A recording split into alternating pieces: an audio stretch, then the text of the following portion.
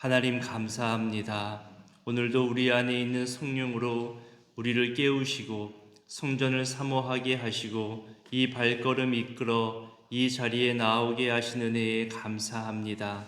평생 주의 말씀이 있는 곳을 사모하게 하시고 성령의 이끌림으로 진리의 길, 생명의 길로만 걸어가는 우리 신앙생활 되게 하옵소서.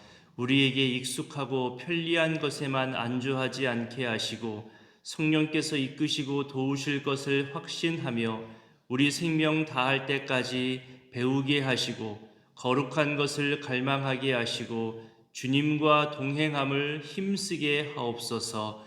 방금 부른 찬송의 가사가 우리에게 위로가 되고 힘이 됩니다. 진리의 성령, 진실하신 주 성령이 우리 곁에 늘 함께 하셔서 도와주시고 이끌어 주심을 알게 하시고 특별히 인생의 마지막에서 하늘나라 처소를 사모하는 자들 모두에게 참 평안과 안식, 천국 소망을 확신하게 하옵소서.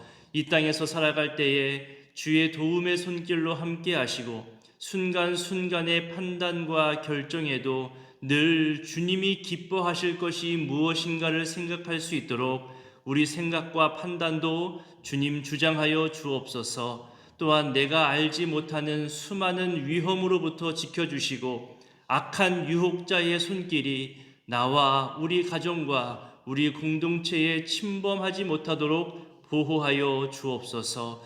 하나님, 우리가 겸손케 되기를 원합니다. 나를 낮추고 내 것을 부인하는 것이 쉽지 않음을 고백합니다. 저마다 평생 동안 배우고 경험하고 지켜온 자기 삶에 대한 가치와 판단이 있을 텐데 그것이 전부가 아님을 알게 하시고 내가 보고 경험한 것 외에 전혀 다른 것도 있다는 것을, 그래서 사람을 이해하고 용납할 때에도 내 주관과 가치로 판단하는 것이 아니라 이 사람도 하나님의 사람이요, 이 사람도 하나님의 일꾼이요, 쓰임받는 종임을 알고 서로 인정하고 존중하게 하시고 내가 아는 것에 감사하고 내가 모르는 부분을 기대할 수 있는 넓은 마음을 허락하여 주옵소서. 하나님, 최근 넘어지시는 분들이 많아서 속상합니다.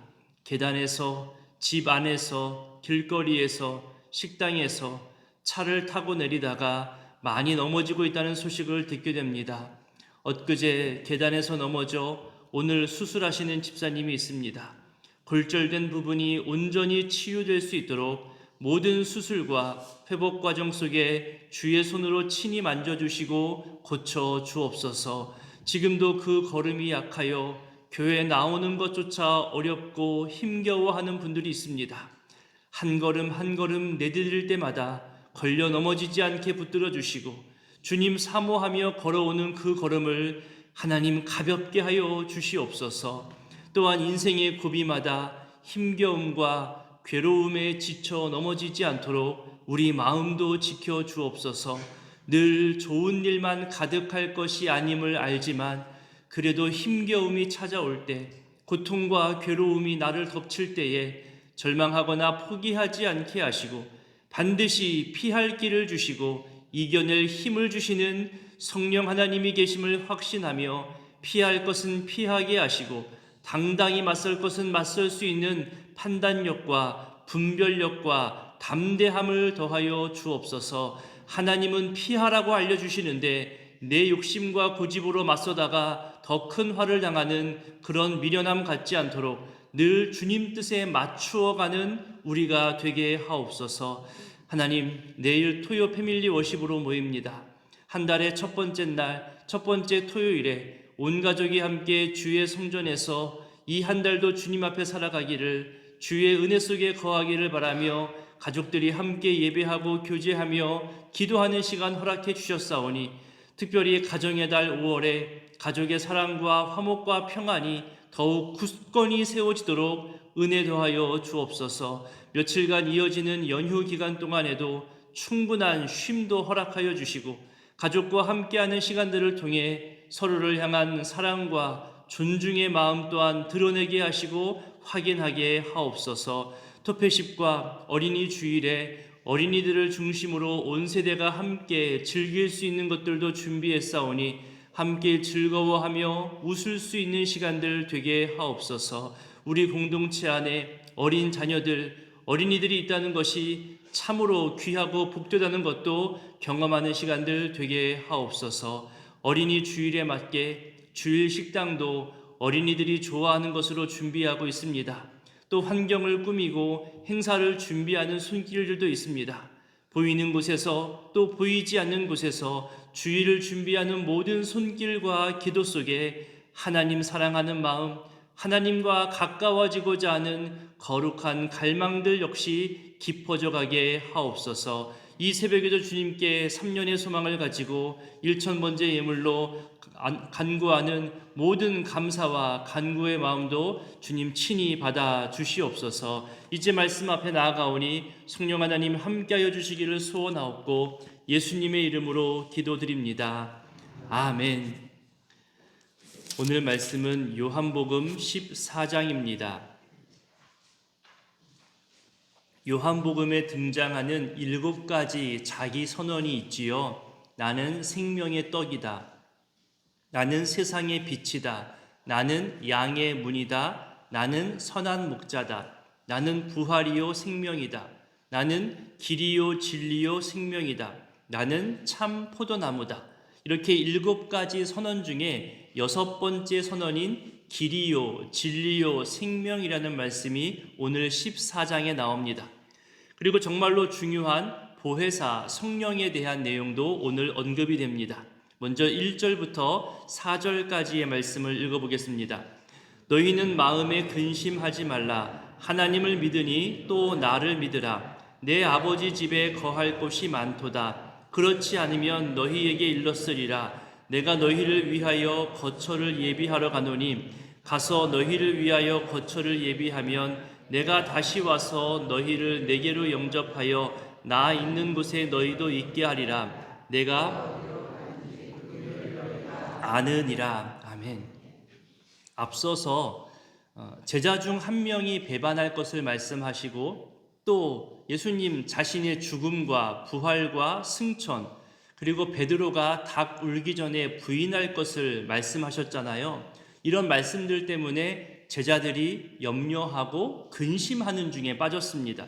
그래서 1절 초반에 근심하지 말라고 위로하시면서 오늘의 말씀이 시작되고 있습니다. 근심하지 않는 방법, 근심을 이겨낼 수 있는 방법이 무엇인지를 1절부터 말씀하시죠. 믿으라, 믿음입니다. 그러면서 우리 장례식장에서도 많이 듣는 말씀인데요. 2절에 보니까 내 아버지 집에 거할 곳이 많도다. 지금은 잠시 떨어지게 되어도 언젠가 저 영원한 아버지 집에서 다시 만나게 될 것을 확인시켜 줍니다.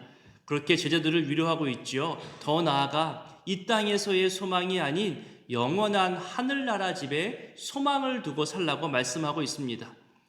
예수님께서 아버지께로 가시는 중요한 이유 중에 하나를 말씀하고 있지요. 너희 거처를 예비하러 간다. 이제 곧 맞이하게 될 십자가 죽음이 반드시 필요한 것이고 또 제자들을 비롯한 모든 믿는 사람들을 위한 것임을 예고해 주고 있습니다. 영원히 거하게 될 우리의 거처, 하늘나라 집은 오직 예수님 십자가 죽음으로만 가능함을 또한 알려주고 있는 겁니다. 이렇게 이 땅을 떠나게 될 예수님은 다시 오신다는 재림에 대해서도 언급하시죠. 하늘의 거처를 예비하신 다음에 제자들을, 우리 믿는 사람들을 그곳으로 인도하시기 위해 다시 오신다 약속하고 있습니다. 그러면서 이해하기 어려운 그 힘든 말씀을 하고 계시죠. 4절에 보니까 내가 어디로 가는지 그 길을 너희가 안다고 합니다. 이미 알고 있다는 뜻이거든요. 하지만 실제로는 예수님의 죽음과 부활과 승천과 다시 오시는 재림에 대해서 제자들은 이때까지 이해하지 못하고 있었습니다. 그럼에도 왜 제자들이 이미 알고 있다고 예수님은 선언하고 계실까요? 이미 예수님께서 앞서서 수차례 언급하셨거든요. 죽음과 부활에 대해서 많이 언급하셨지만 제자들은 아직 깨닫지 못하고 있습니다. 그럼에도 너희가 이미 알고 있다고 역설적으로 말씀하고 있습니다. 그러자 예수님이 가시는 그 길이 어떤 길인지 질문하죠. 이때 이 질문에 대한 대답으로 6번째 자기 선언이 등장하는 겁니다. 5절부터 7절까지를 읽어봅니다. 도마가 이르되 주여 주께서 어디로 가시는지 우리가 알지 못하거늘 그 길을 어찌 알겠사옵나이까. 예수께서 이르시되 내가 곧 길이요 진리요 생명이니 나로 말미암지 않고는 아버지께로 올 자가 없느니라. 너희가 나를 알았더라면 내 아버지도 알았으리로다. 이제부터는 너희가 그를 알았고 또 보았느니라. 모르는 것을 모른다고 말하는 이 솔직한 고백이 중요합니다. 우리는 많은 부분에서 잘 모르면서 마치 잘 아는 것처럼 얘기할 때가 있지요. 나 그 사람 잘 알아. 잘 알고 있지. 그러면서 자기 과시의 말을 할 때도 있고요. 내가 그 일 잘 알아. 그러면서 마치 해결사인 듯 전문가인 듯 말하기도 합니다. 하지만 여러 상황이 얽히고 사람의 생각이 다른 것이 또 얽히면서 진짜 제대로 알고 있는 것이 맞을까? 그런 생각 들 때도 있습니다. 어떤 사람, 어떤 일이든 우리는 기본적으로 절반밖에 모르는 것을 가정해야 합니다. 내 눈에 보이는 시각 안에서만 먼저 파악하게 되잖아요. 그 반대편 또는 그 옆에서 보는 시각은 전혀 다른 모양, 전혀 다른 색깔, 전혀 다른 위치일 때가 많습니다. 지금 여러분이 보는 이 강대상도 앞모습과 뒷모습이 다르거든요. 사람도 교회 안에서 볼 때와 교회 밖에서 볼 때의 모습이 다를 때가 있습니다. 어린 자녀들이 신앙생활에 회의감을 느끼고 신앙을 떠나게 되는 정말 중요한 이유 중에 하나가 뭐냐 하면 압도적 1위라고 하잖아요. 부모님의 이중성입니다. 부모님이 교회 안에서의 모습과 교회 밖에서의 모습이 너무나 달라서 교회에 회의감을 갖게 된다고 하더라고요. 내가 아는 것이 전부가 아닐 수 있다는 겸손한 태도를 가져야 되는데 교회 안에서 본 나의 판단을 가지고 자녀들 앞에서 교회에 대해서 부정적 말을 하거나 험담을 하거나 나와 생각이 다른 사람들에 대해서 정죄하거나 비판하는 말을 하게 되면 그것이 그대로 자녀들의 신앙에 영향을 미친다는 겁니다.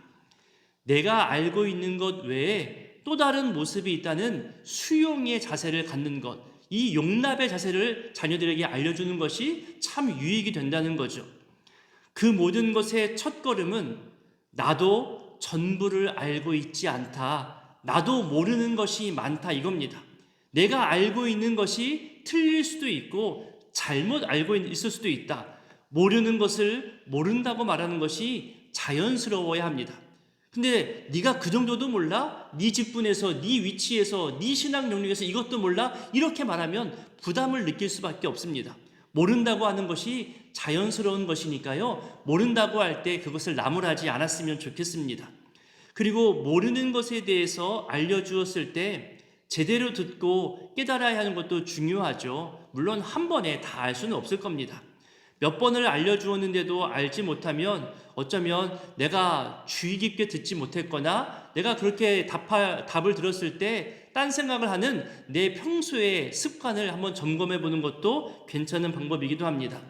우리가 성경을 읽으면서 이걸 아직도 몰라? 왜 제자들과 사람들은 이 정도도 파악하지 못하지? 예수님 참 답답하겠다. 왜 사람들이 이렇게 무지하지? 이런 느낌 들 때 있잖아요. 근데 사실 그게 내 모습입니다.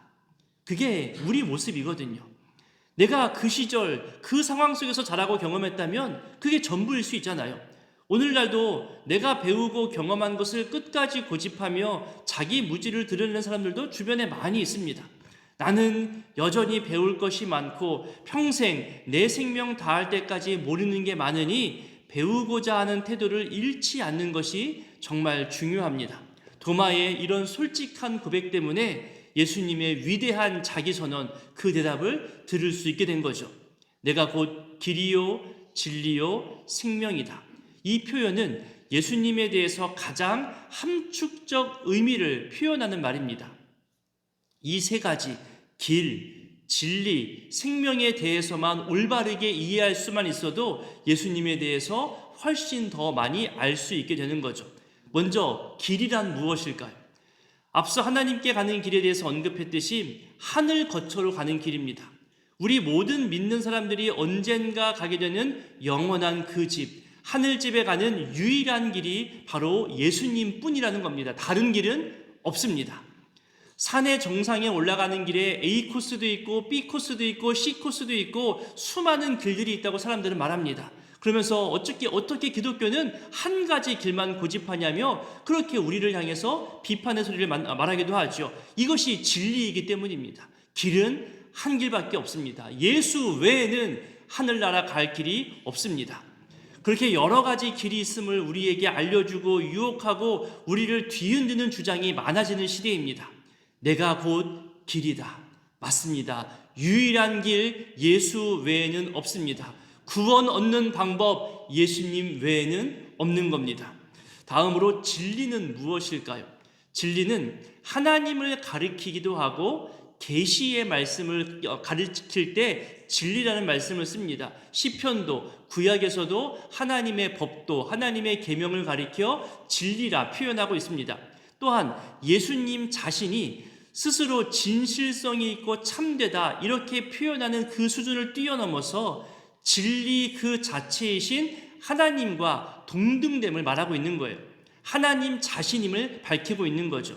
그리고 진리가 아닌 것, 진리를 거부하는 사탄의 세력들을 파멸시킬 수 있는 유일한 참 진리가 바로 예수님이심을 선포하고 계시는 겁니다.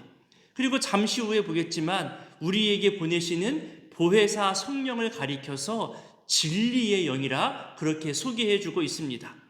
다음으로 생명은 무엇일까요? 영원한 생명, 생명의 원천은 오직 하나님께만 있습니다.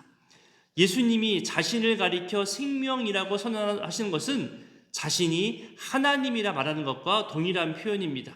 생명을 주시고 생명을 거두시고 생명을 유지하게 하는 모든 생명의 원천이 우리 주님이라는 그런 말씀인 거죠.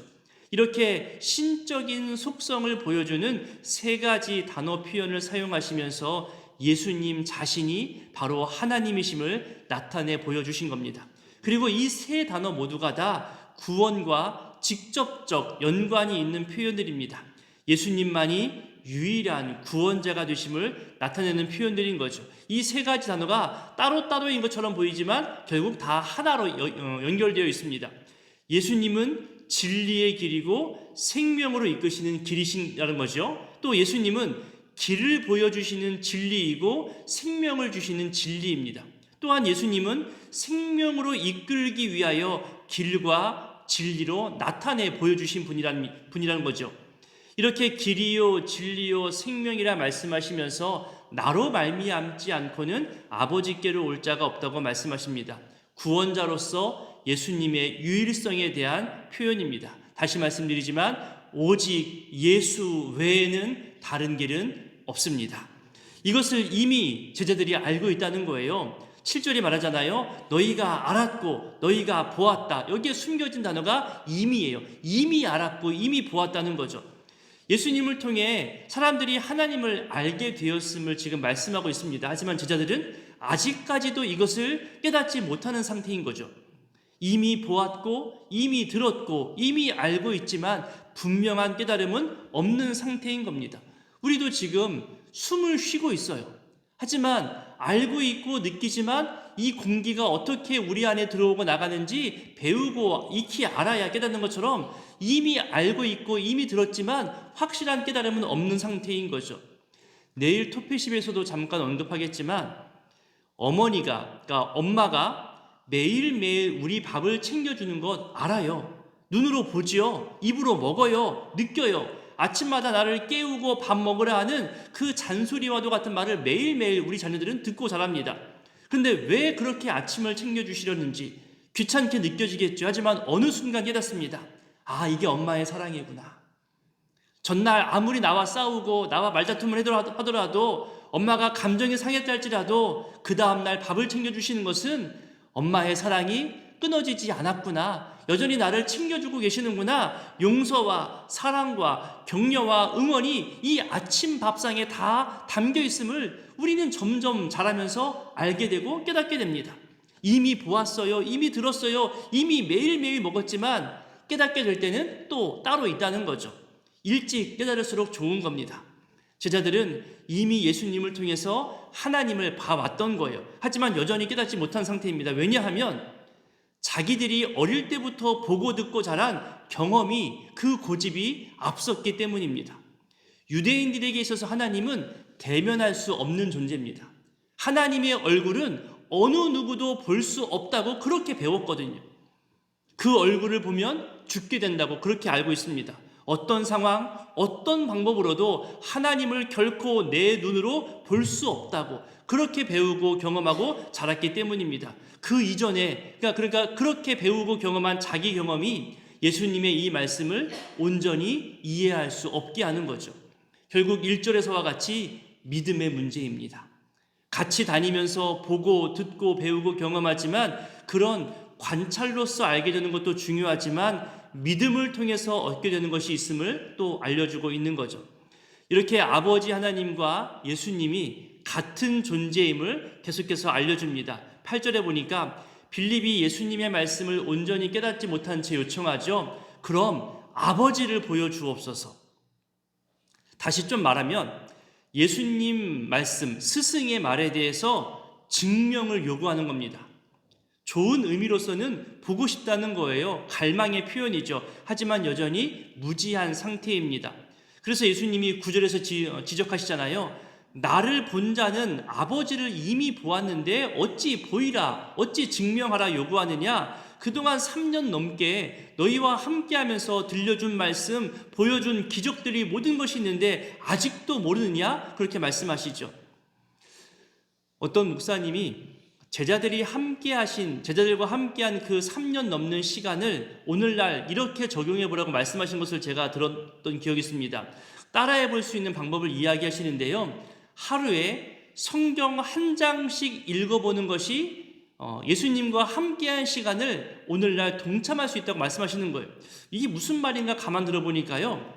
성경, 구약과 신약의 총 장수가 1189장입니다. 구약 929장, 신약 260장. 이것을 매일 한 장씩 읽으면 3년 좀 넘게 걸린다는 거예요.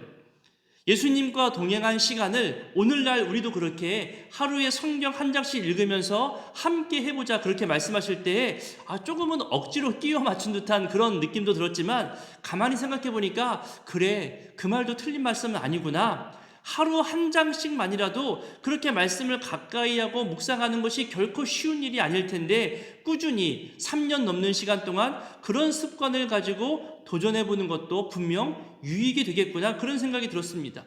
그런 점에서 올 한 해 우리 새벽기도 시간 동안 신약 성경을 하루 한 장씩 읽어나가고 있습니다. 이것이 또한 유익이 될 것이라 생각되어집니다. 1년 52주 토요일과 주일을 뺀 우리 새벽기도의 날이 총 260일 정도가 되거든요.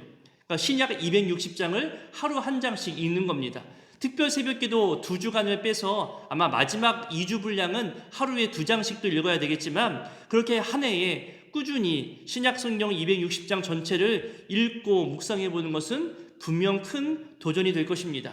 저마다 또 각자의 방법으로 말씀 묵상을 다 하겠지만 꾸준히 성경을 읽어나가는 이 거룩한 습관을 다 같이 가질 수 있게 되기를 바라봅니다. 아버지 하나님과 예수님이 하나라는 것을 말씀하시는데요. 10절부터 13절까지를 읽어보겠습니다. 내가 아버지 안에 거하고 아버지는 내 안에 계신 것을 내가 믿지 아니하느냐? 내가 너희에게 이르는 말은 스스로 하는 것이 아니라 아버지께서 내 안에 계셔서 그의 일을 하시는 것이라. 내가 아버지 안에 거하고 아버지 안에 그렇게 못하겠거든 행하는 그 일로 말미암아 나를 믿으라.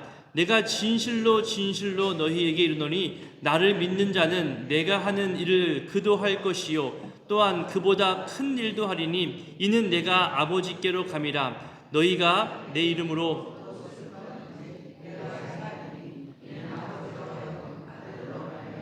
영광을 받으시게 하려 함이라. 아멘. 이제 다음으로 성령님에 대해서 말씀하십니다. 16절과 17절을 읽어보겠습니다. 내가 아버지께 구하겠으니 그가 또 다른 보혜사를 너희에게 주사 영원토록 너희와 함께 있게 하리니 그는 진리의 영이라. 세상은 능히 그를 받지 못하나니 이는 그를 보지도 못하고 알지도 못함이라. 그러나 너희는 그를 아나니 그는 너희와 함께 거하심이요 또 너희 속에 계시겠음이라. 내가 곧 진리라고 말씀하신 우리 주님을 알게 하고 그 주님께로 인도하는 진리의 영을 말씀하시는 거죠. 연이어 21절도 읽어보겠습니다. 나의 계명을 지키는 자라야 나를 사랑하는 자니 나를 사랑하는 자는 내 아버지께 사랑을 받을 것이요 나도 그를 사랑하여 그에게 나를 나타내리라. 성령은 어떤 뜨거운 능력이나 은사로만 이해할 수 있는 것이 아닙니다. 말씀을 알게 하고 길이요 진리요 생명이신 우리 주님을 더욱 깊이 알 수 있도록 도우시는 분이죠. 더 나아가서 주님과 동행하며 주님 사랑하게 하고 영원토록 주님과 기뻐하게 하는 그런 영입니다. 이제 25절부터는 성경책 제목처럼 보혜사 성령에 대해서 설명하십니다. 깨닫지 못하는 제자들과 우리들에게 성령으로 알게 하시고 성령으로 믿게 하신다 말씀하시거든요. 우리 26절과 27절을 읽어보겠습니다. 보혜사 곧 아버지께서 내 이름으로 보내실 성령 그가 너희에게 모든 것을 가르치고 내가 너희에게 말한 모든 것을 생각나게 하리라. 평안을 너희에게 끼치노니 곧 나의 평안을 너희에게 주노라. 내가 너희에게 주는 것은 세상이 주는 것과 같지 아니하리라. 너희는 마음에 근심하지도 말고 두려워하지도 말라. 이 성령에 대해서는 다음번 16장에 가서 성령 전체에 대해서 말하고 있기 때문에 그때도 한 번 더 살펴보도록 하겠습니다. 오늘 말씀 기억하며 기도하실 때에 우리의 영원한 거처가 하늘에 예비되어 있음을 알고 이 믿음의 길 더욱 담대하게 또 힘있게 걸어갈 수 있기를 기도하시기 바랍니다. 오직 주님만이 길이요 진리요 생명 되십니다. 다른 길, 다른 진리, 다른 생명은 없습니다. 우리 생명 다할 때까지 이 영원한 진리를 잃어버리지 않게 되기를 기도하시고 천국 소망이 약하여지지 않도록 우리 어르신들을 위해서 중보해 주시기를 원합니다. 내일 투페십과 어린이 주일 행사를 위해서도 기도 부탁드립니다. 함께 주기도문으로 기도하겠습니다. 하늘에 계신 우리 아버지, 아버지의 이름을 거룩하게 하시며 아버지의 나라가 오게 하시며 아버지의 뜻이 하늘에서와 같이 땅에서도 이루어지게 하소서. 오늘 우리에게 일용할 양식을 주시고 우리가 우리에게 잘못한 사람을 용서하여 준 것 같이 우리 죄를 용서하여 주시고 우리를 시험에 빠지지 않게 하시고 악에서 구하소서. 나라와 권능과 영광이 영원히 아버지의 것입니다. 아멘.